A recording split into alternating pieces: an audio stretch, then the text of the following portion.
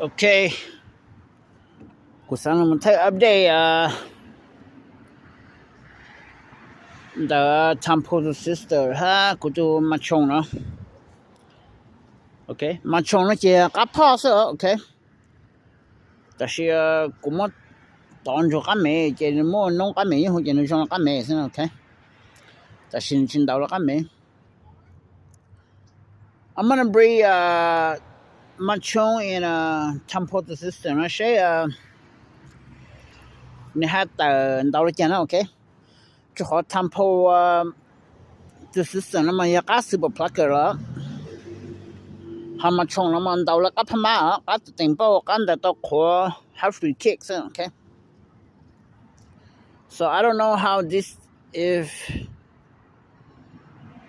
I bring out this two I don't know how it's gonna play out or how the baby is gonna play out okay. So much Tampo the sister na tu học của lulu là xong là chắc ni stang na liền ni mà tan cho che ni chi cho lu na okay che chỉ cho nông cái mà nhìn lulu sao okay cho Tampo the sister na bố giờ cho nông cái gì phao na ha phao bữa nào giờ bữa che nông cái shampoo chi cho gì phao đó okay. But I'm gonna bring it next year. Next month, Tampo sister and the guy, okay? Yeah, cause I'm try her update now to me. So go to class, okay? So go to Tampo 6.5 pounds. I didn't think he's gonna make it 6.5. Cause last time, come on, wait here, no more blow pot out, huh? But I should not come on and pull in 6.5. Maybe second feather he might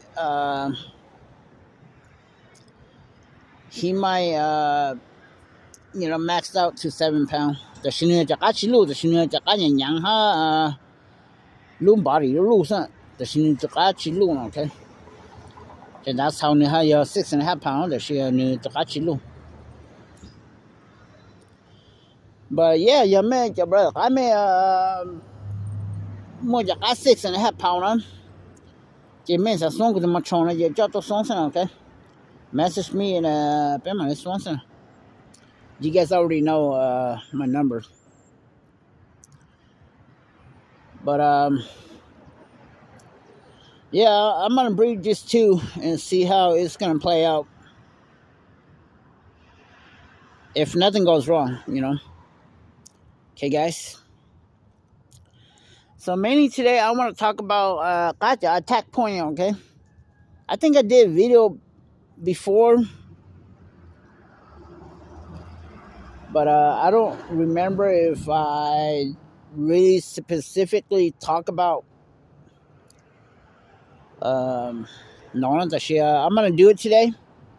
Okay. 你个还估计 video 也估计没得谈哈什么谈这什么 video 谈了 OK 这 video 这什么来拿是 OK 咁嘛你们这个晒估计video 晒到估冲个拍嘛咁嘛晒不错的样估计到谈咁么谈是 OK 哈估计么个这估平台这个估准备晒是上讲 OK 就还没到晒了没去到晒过这个还没到弄过这记录是 OK 他估计么 computer 啊去么就帮太着估计估我去做 professional 了他没还然后这哈其中呢头估计要过好嘛估么当你帮估太哈估么让么节目啊这好了哈么个这种 OK so yeah 没上双估怎么冲了这查个到6 pounds 6.5 pounds 做双生 okay 但是这个我双生 okay so mainly I want to talk about gotcha attack point okay 干到好对就好对 okay 没叫 brother 干什么不一查个领导就高色 okay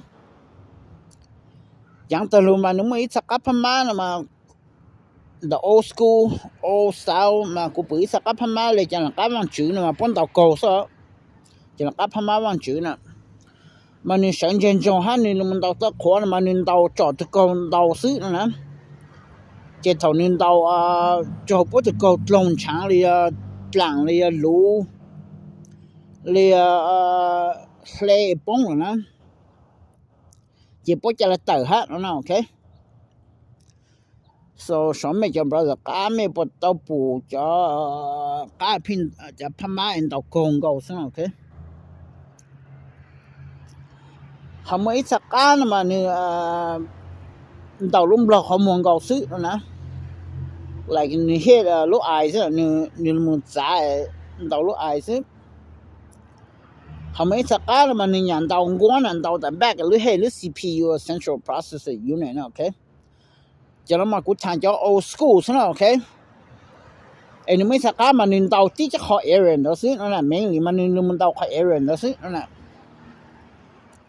cho nên tàu rồi chuột là họ chỉ nên tàu mấy miếng nó là ok so like late in the late 80s to early 90s thì mọi giặc ăn tàu là họ nào ok là mọi giặc là cá ba bình vị là như pin lệ cho đó khâu cho đó hai như pin combat hai như pin nhau đó hậu cho họ ăn cho nên bé họ ba bình vị thì số但是呢不mọi người怎么讲好了bé不补了ok hai lần đó chuẩn bị bao mấy cha cá mà hành đầu chi lăng gần đầu xứ nè ok mấy cha thì hành đầu uppercut nè như đầu giờ nè như đầu giờ như đầu uppercut phá là mà phá đầu lên đó phá mà nếu mua cho đầu giờ lên cho mấy phụ tụi mình lên thằng nên đầu này giờ hết nè nên đầu này giờ tốt nè ok so cho nó cho old school cho attack point bé bù lên yang ta luôn nó ok ta si cho new school ta nó cho cá modern day ta nó nên tàu everywhere là nên giang từ ruột từ ra từ tàu từ lên nào ok so có sáu tháng nó khai cho brother cái mấy cho rookie liền mấy cho new generation là nó mấy hấp bao tao mấy sắc ăn tao từ tới là họ hả ok so yeah cú làm mất rồi hiện giờ thằng nó hiện giờ có bé mà video sai mà bị thằng sao ok nè chỉ video cái gì cũng trong mô thằng cho chính thằng là chơi hopefully sẽ lên tú cờ to đâu chẳng đâu dạng luôn là cũ hết hoặc là cái tụ cái nhiều cái cho cái sinh giờ cho họ nào ok so cái cho attack point cho old school giờ cũng có thằng đó sao ok cũ giờ là một thằng hiện giờ lấy mấy年gì ok yeah cú sáng món của tụi mình trồng nó test out là giờ hiện nay sẽ như hành động miếng lên chẳng ok ta chỉ là hạt lăng sẽ hạt lăng đó là đó ở bên của chơi han Jackass Pac-Man crypto ở bên của chơi sau bố mẹ tiktok của li cho xong cái của là ha ok so cuộc sống của tụi mình trồng là test out là ít lệ sẽ nên đầu nên xỉm đầu là chẳng ta nào ok cho nên nó cũng bùn nên đầu từ 8 pounds sẽ nên đầu mẹ hay đó nên đầu lúc từ giờ luôn tới đó trang cầu và cá xe lông cá trên cầu chỉ ít là cá thả tới nữa ok so yeah chỉ bây cái gì mấy thứ mua chỉ cái cho phơi mấy sáng xuống chỉ tiktok của sao ok rồi这样的 ok Yeah, I just want to really test out my machine here. Shape you have to original, you have to clone 见到出来哦 okay? You have to original 见到来 okay? I just want to test it out. But कुछ पोर्शन में पर तलती तो कोले में पर feel comfortable message good ना okay? ए पे moso mà mo cho Facebook cái cái bây giờ cái hấp phụ hả okay? Hata cái elephant chắc ăn đâu ta li chang okay? So yeah, good time nothing okay? Ê có bên một video sẽ một bit thẳng xin okay? Feel free to throw in the comment. What you know?